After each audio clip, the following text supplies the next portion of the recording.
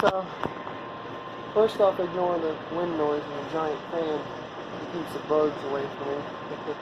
But this little Husqvarna here, a customer complaint was that they could not start it. And well, I had to put a new recoil top on it because the recoil top I pulled off of it, as you can see, was busted into oblivion, and you really can't fix these. I don't like fixing them because when you take this apart, that spring flies out. So this particular mower here, it's not that old. It's 2015. And I went to start it, and it about pulled my arm off, and I got looking at it, and I believe we have a broken flywheel key.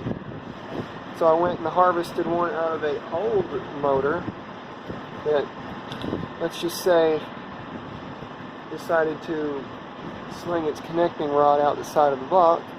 And now I'm about to take that tire iron because I cannot find my pry bar, and I'm about to wedge it up under here and pop that flywheel loose and put the new flywheel key in so I can start this thing and see what else I need to do to it.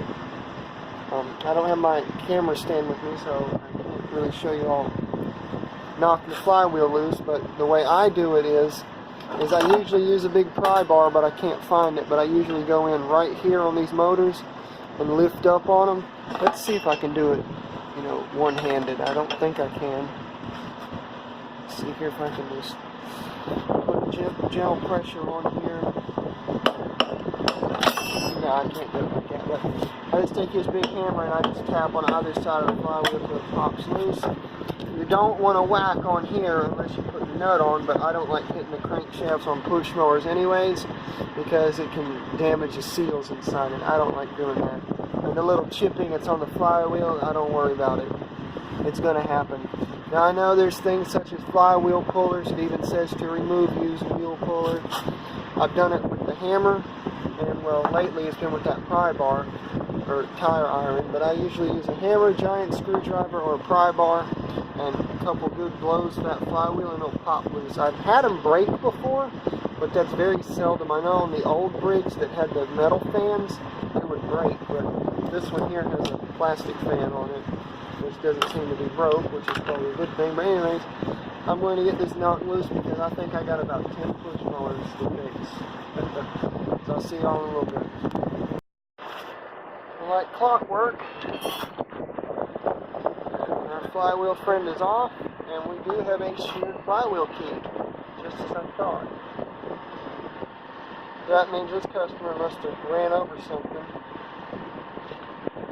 There is our old flywheel key.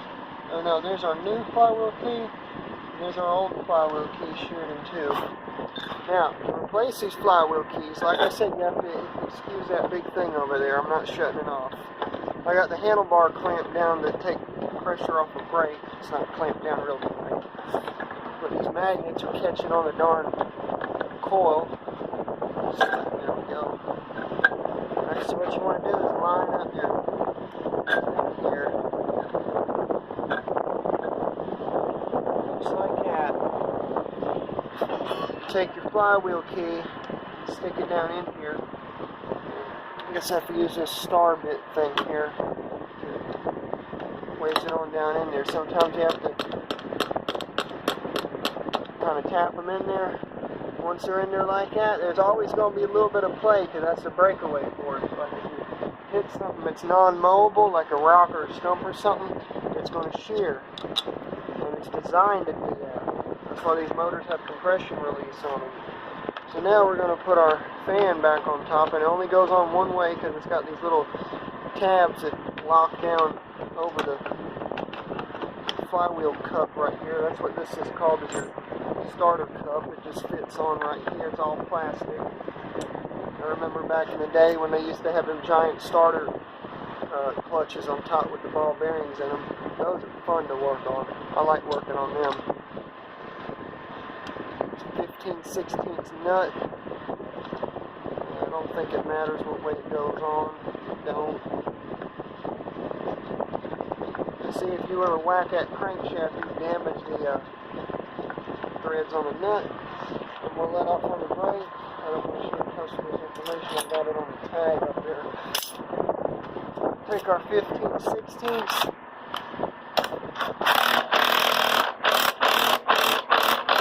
Really tighten it down.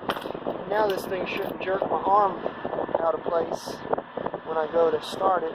And that coil looks like it is really close to the flywheel, so I'm going to more than likely adjust that before I even start on anything else. But once I get this all put back together, we'll move on to the next task.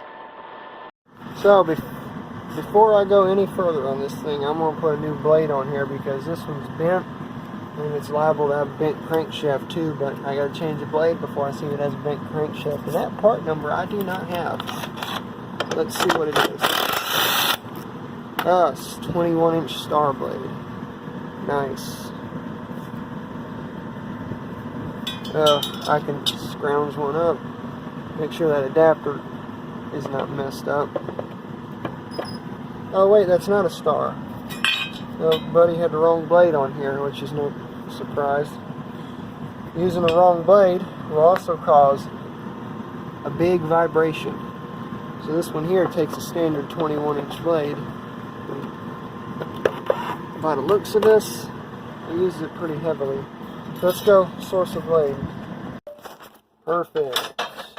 Right here's one. I'm getting low on 21-inch blades. Let's go put the correct blade on and go from there. Alright, correct blade going on. This is a 21-inch, I'm pretty sure. Yep, 21-inch. It's kind of hard to do one-handed.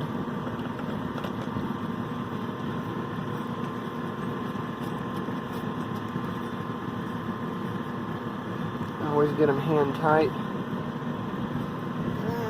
In case this one here decides to kick around, I need to save the old part to show the customer. Incorrect blade, but he sure used the heck out of it.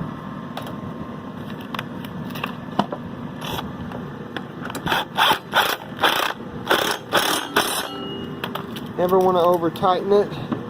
You don't need to torque a mower blade. Usually give it 8 to 10 quarter trigger pulls, and that does it. Man, what a difference. Yeah, what a difference. So now I'm going to set this thing down, start it up, and see if I have to tear into the carburetor, which I don't think I have to.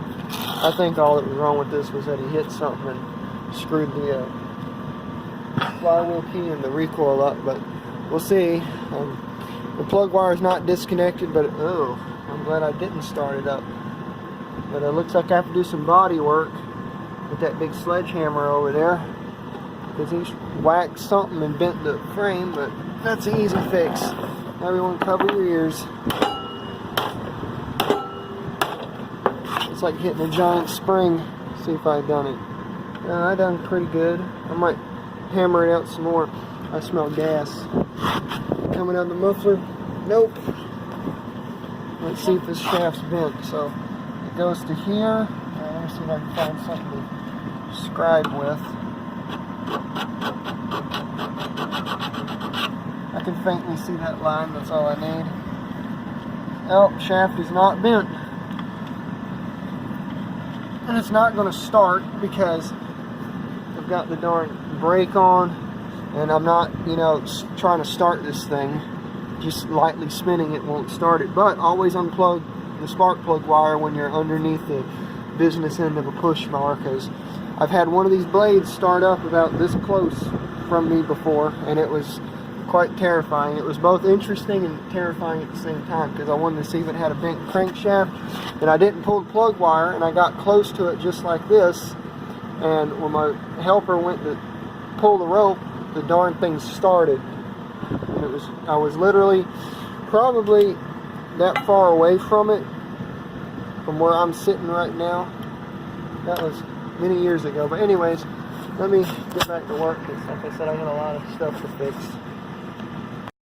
Well, it runs. It runs, it runs, it runs. I'm so glad that I don't have to tear into Briggs 725EXi carburetor, but I'm looking at my next customer, so to say, and it's a 550EX auto choke carburetor. And I have to tear into it. put a nice new plug in here because this thing has the original spark plug from 2015. Always change your plugs, guys, because it'll make the mower run more fuel efficient, and a fouled out spark plug or an old spark plug will make it kind of run rough, because spark plugs wear out over time. The gap widens. You can see how that one there is just completely wore out. It's supposed to be 20 thousandths gap. This is the new one that I'm putting in, and you can see that electrode right there. See there? Another difference. So yeah, these motors like a 20 thousandths gap. This is the original Autolite spark plug. Briggs started using Autolites in these motors, but I use these right now because I'm trying to get rid of them because I've had them all year.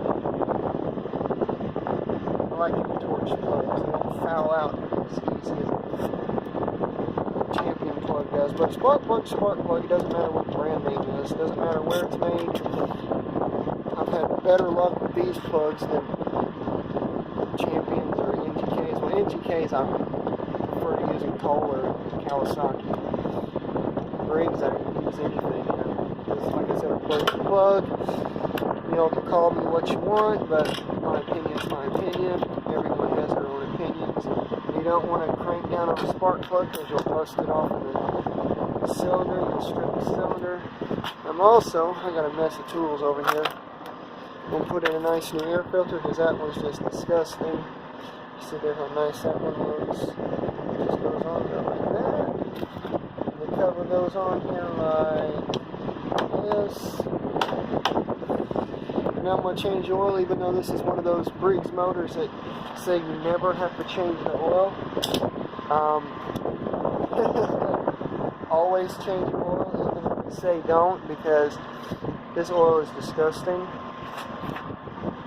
And if you don't change your oil, your motor's not going to last. But yeah, anyways, I want to dump this oil out. I'm going to go figure out this wonderful customer's bill and give him a ring and tell him that his mower's ready. Anyways, guys, I hope you all enjoyed this little video. If you all like this style of video, I can do them as long as I'm not here in this shop by myself like today, because all I'm doing is push mowers and one Briggs V-twin motor, and then put a carburetor on it. So yeah, if you like these kind of videos, let me know, and I'll make plenty more.